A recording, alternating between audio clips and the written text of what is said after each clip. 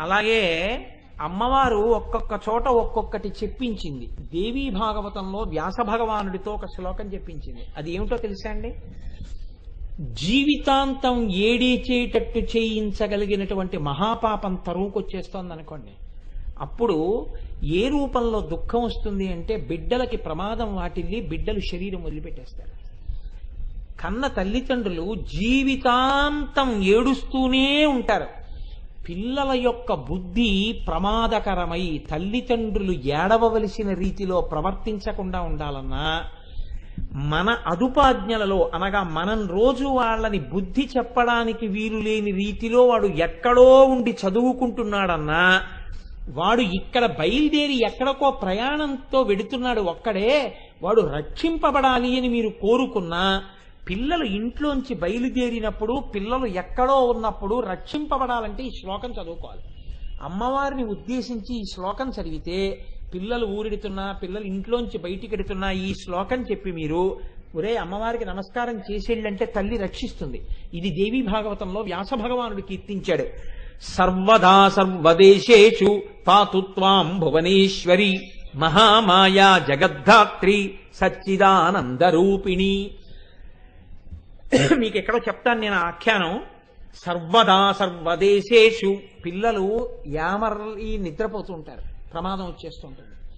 సర్వదేశేషు, వెళ్ళకూడని ప్రమాదకరమైన ప్రదేశానికి వెళ్ళిపోతారు, ప్రమాదం వచ్చేస్తుంది. పాతు త్వాం భువనేశ్వరి, అమ్మవాణ్ణి కాపాడు, అమ్మవాణ్ణి రక్షించు, దాన్ని రక్షించు. మహామాయా జగద్ధాత్రి సచ్చిదానందరూపిణి.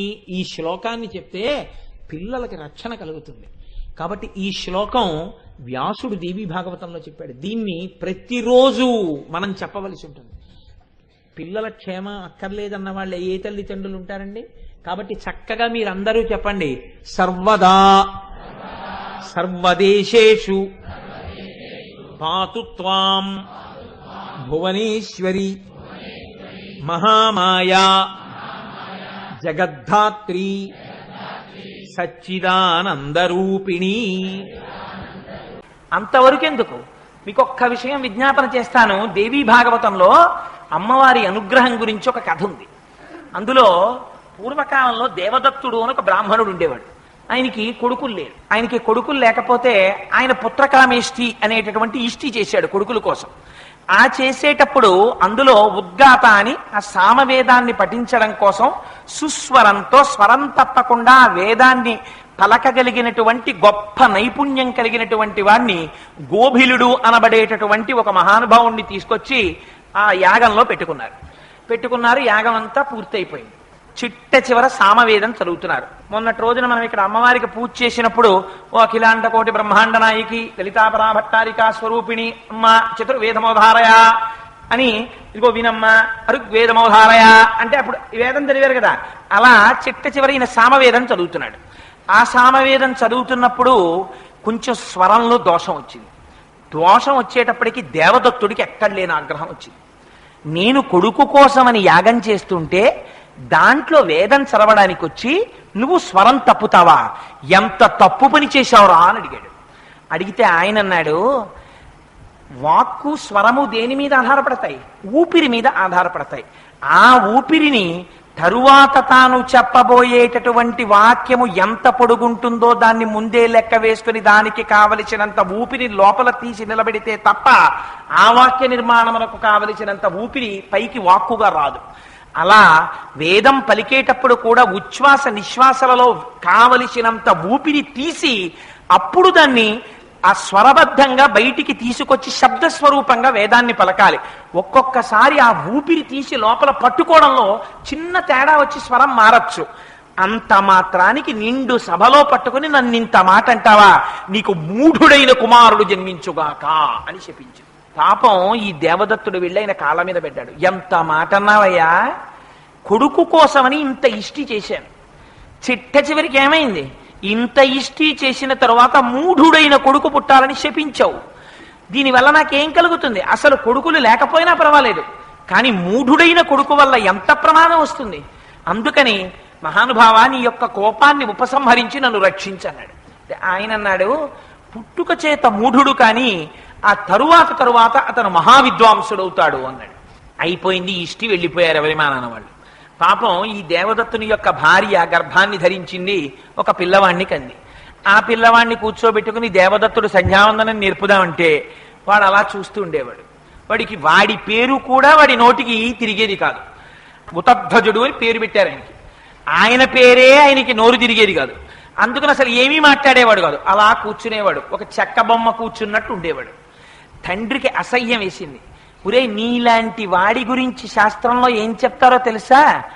బ్రాహ్మణుడవై పుట్టి సంధ్యావందనం చెయ్యడం కూడా చేతకాక నోరు విప్పి 4 మంచి మాటలు పలకలేని నీలాంటి వాడికి శరీరమును పోషించడానికి కావలసినంత తిండి మాత్రమే పెట్టమని శాస్త్రం. అందుకని నీకు అంత తిండే పెట్టాలి, అంతకన్నా నువ్వు ఎందుకు పనికిరావు, ఇంకా నువ్వు చచ్చిపోకుండా అన్నం పెట్టాలంతే నీకు. నీలాంటి కొడుకు పుట్టి నాకు ఎంత అప్రతిష్ట తెచ్చాడ్రా అని వాపోయాడు తండ్రి.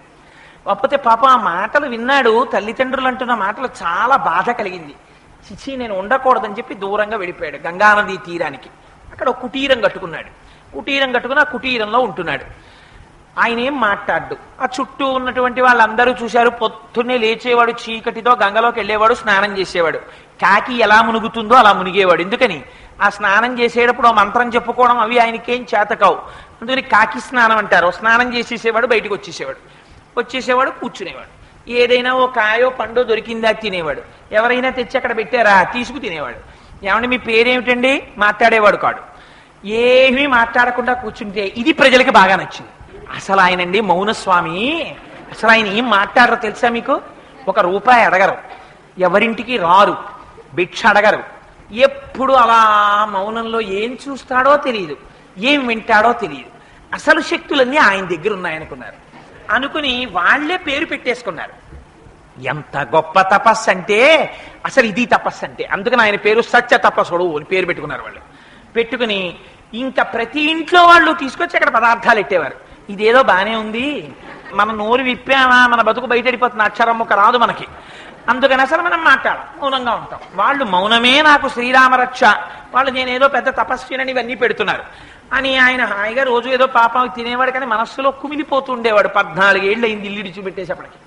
నాన్నగారు ఎలా ఉన్నారో, అమ్మ ఎలా ఉందో, నా బతుకు ఇలా అయిపోయింది, దొంగ బతుకు.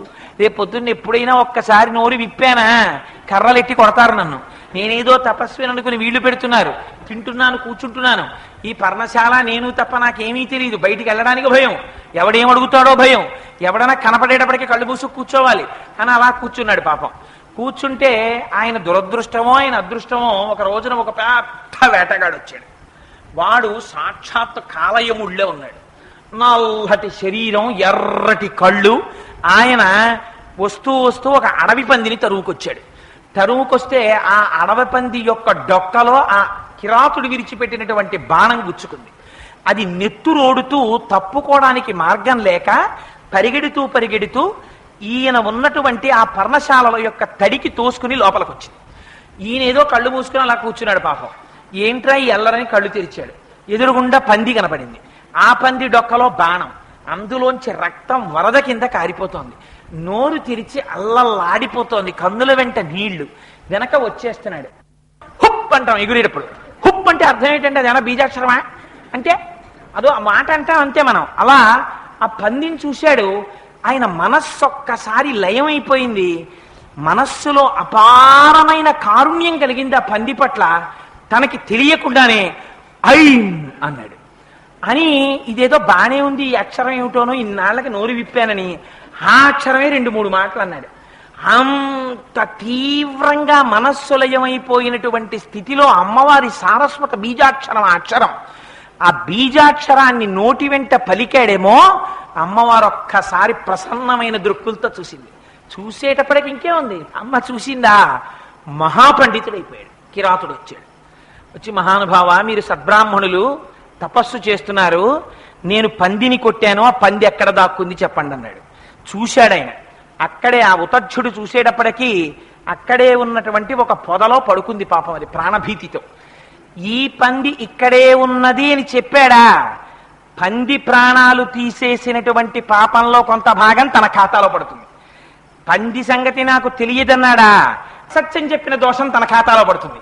ఇప్పుడు పాండిత్యం రావడం వల్ల ప్రమాదం వచ్చింది. ఇప్పుడు ఏం చెప్పాలి? నిజం చెప్పాలా అబద్ధం చెప్పాలా ఆలోచించాడు. ఆలోచించి వెంటనే అమ్మవారి అనుగ్రహంతో మహాపాండిత్యం వచ్చేసింది కదా. ఆయన అన్నాడు, యా పశ్యతి నసాబ్రూతే యాబ్రూతే సమపశ్యతి అహో వ్యాధస్వకార్యార్థిన్ కిం పృచ్ఛసి పునః పునః అన్నాడు. ఓ వ్యాధుడా, ఓ నిషాదుడా, ఓ బోయవాడా, ఓ జంతువులని చంపేవాడా, ఓ కిరాతుడా, ఎందుకన్ని మాటలు అడుగుతావు? ఏది చూస్తోందో అది చెప్పదు, ఏది చెప్తుందో అది చూడదు. అందుకని ఇంత అడవిలో నీకు ఇంకో జంతువు దొరకదా, పో అన్నాడు. ఏమిటి ఇందులో అర్థం? చూసేదేది కన్ను, చూసిన కన్ను చెప్తోందా? చెప్పట్లేదు. చెప్పేదేది నోరు, చెప్పిన నోరు చూస్తోందా? చూడటం లేదు. చూసేది చెప్పదు, చెప్పేది చూడదు. ఎందుకయ్యా నన్ను దింపుతావు మధ్యలో? ఇంకో చోటుకు పోవాలి.